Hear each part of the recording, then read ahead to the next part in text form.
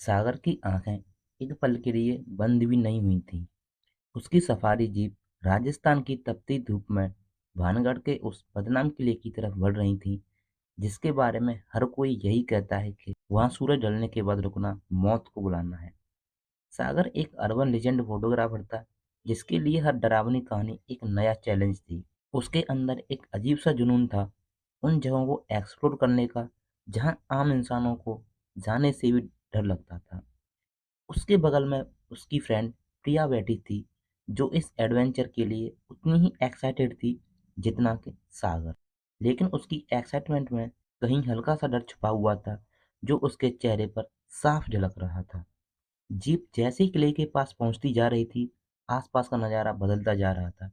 हरे भरे खेत गायब होते जा रहे थे, उनकी जगह सूखी झाड़ियां और पथरीली जमीन लेती जा रही थी।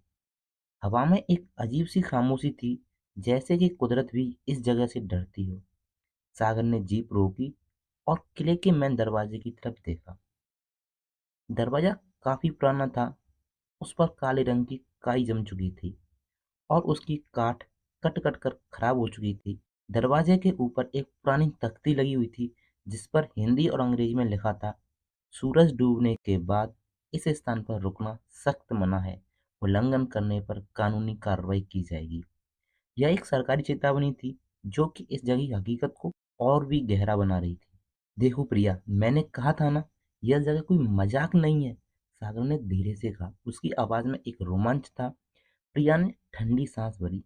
सागर, मुझे अब डर लग रहा है, क्या हम वापस चलें? उसके माथे पर पसीने की बूंदें चमक रही थीं। सागर ने उसका हाथ पकड़ा। प्रिया, तुम जानती हो मैं अधूरा काम नहीं छोड़ता, हमें यह करना ही होगा, बस थोड़ा और हम सब कुछ रिकॉर्ड कर लेंगे। उसने प्रिया को आश्वस्ति दी, लेकिन उसकी अपनी दिल की धड़कन भी तेज हो रही थी।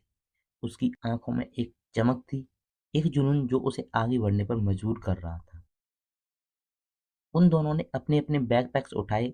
सागर के बैग में उसके प्रोफेशनल कैमरे, extra batteries, night vision goggles और एक पावरफुल फ्लैश लाइट थी।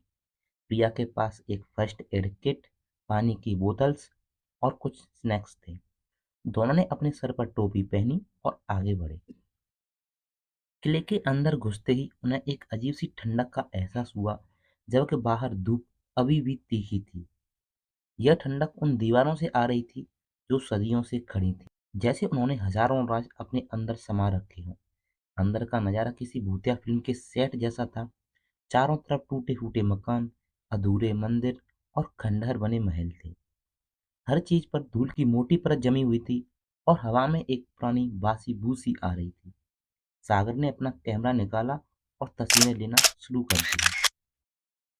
हर तस्वीर में एक कहानी छुपी हुई थी, एक सदियों पुरानी चीख।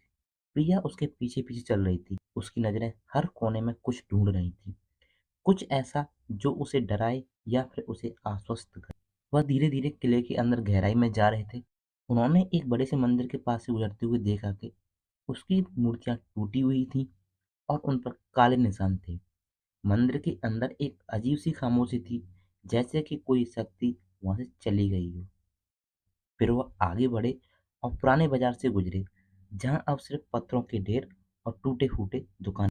सागर ने इमेजिन किया कि कभी यहाँ कितनी रौनक रही होगी, कितने लोग खरीद फरोख्त करते होंगे, और फिर एक पल में सब कुछ खत्म हो गया।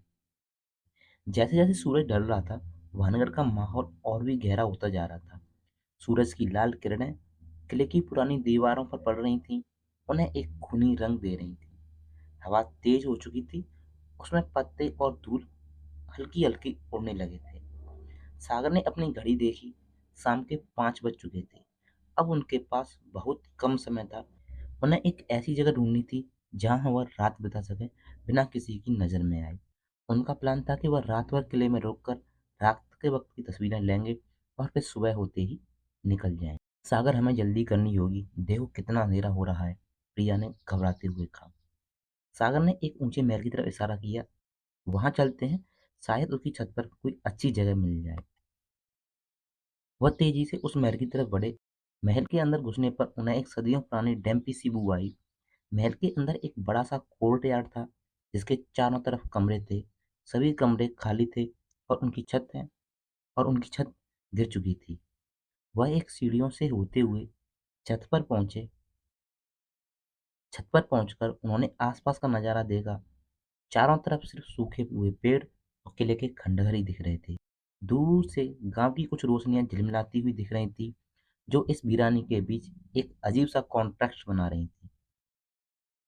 उन्होंने छत के कोने में, जहां दीवार अभी भी थोड़ी ऊंची सी थी, अपनी जगह बनाई। सागर ने अपना ट्राइपॉड सेट किया और कैमरे को तैयार किया। प्रिया ने फर्स्ट एड किट से कुछ कपड़ा निकाला, उसे जमीन पर बिछाया। उन्होंने पानी पिया और थोड़ी देर के लिए चुपचाप बैठ गए। सूरज अब पूरी तरह से ढल चुका था। अंधेरे ने वाहनगढ़ को अपनी आगोश में ले लिया था। जैसे ही रात हुई, किले का माहौल पूरी तरह से बदल गया। दिन का डर अब गहरे सन्नाटे में बदल चुका था, जिसमें हर छोटी सी आवाज भी बहुत बड़ी लग रही थी। हवा में एक अजीब सी सरगोशी थी, जैसे कि दीवारें कुछ कहना चाहती हों। प्रिया ने अपनी आंखें बंद कर ली थीं। उसका दिल बहुत तेज धड़क रहा था। सागर ने नाइट विजन गॉगल्स लगाए और चारों तरफ देखा। हर चीज हरी और काली रोशनी में दिख रही थी। उसने अपना कैमरा ऑन किया और वीडियो रिकॉर्डिंग शुरू कर दी। तभी उन्हें पहली आवाज सुनाई दी, एक धीमी सी सरगोशी, जैसे कि कोई उनके कान में कुछ कह रहा हो। प्रिया ने झट से आंखें खोल दी। यह क्या था सागर? ने धीमी और कांपती हुई आवाज में पूछा। सागर ने उसकी तरफ देखा। पता नहीं, शायद हवा की आवाज होगी, लेकिन उसके चेहरे पर भी चिंता की लकीरें दिख रही थी। उसने नाइट विजन गॉगल्स को और एडजस्ट किया। सरगोशी बढ़ती गई और अब उसमें कुछ अल्फाज भी सुनाई देने लगे। अजीब सी पुरानी सी भाषा में कुछ कहा जा रहा था, जो उन्हें समझ नहीं आ रहा था। फिर एक जोर से चीख निकली। फिर एक जोर से एक चीख सुनाई दी, जो पूरे किले में गूंज उठी। यह चीख किसी इंसान की नहीं लग रही थी। यह एक ऐसी चीख थी जो रूह को हिला दे। प्रिया ने सागर का हाथ कस के पकड़ लिया। सागर, मैं जानती हूँ यह हवा नहीं है, हम यहाँ से चलते हैं, उसने रोते हुए कहा। सागर का जिस्म ठंडा पड़ गया। उसने जिंदगी में बहुत से खौफनाक जगहों को देखा था, लेकिन भानगढ़ जैसा माहौल उसने कभी महसूस नहीं किया। उसके नाइट विजन गॉगल्स में उसने देखा कि महल के नीचे कोर्टयार्ड में एक हल्का सा परछावा हिल रहा था। वह परछावा इंसान जैसा लग रहा था, लेकिन उसकी शक्ल साफ नहीं थी। वह धीरे धीरे आगे बढ़ रहा था। उसकी चाल में एक अजीब सी बेचैनी थी। प्रिया, चुप रहो, सागर ने धीरे से कहा। उसकी आवाज भी कांप रही थी। उसने कैमरे को परछावा की तरफ फोकस किया। परछावा आगे बढ़ता गया और फिर गायब हो गया। लेकिन उसके गायब होते ही उन्हें पायलों की आवाज सुनाई दी, एक धीमी सी लयबद्ध आवाज, जैसे कोई औरत नाच रही हो।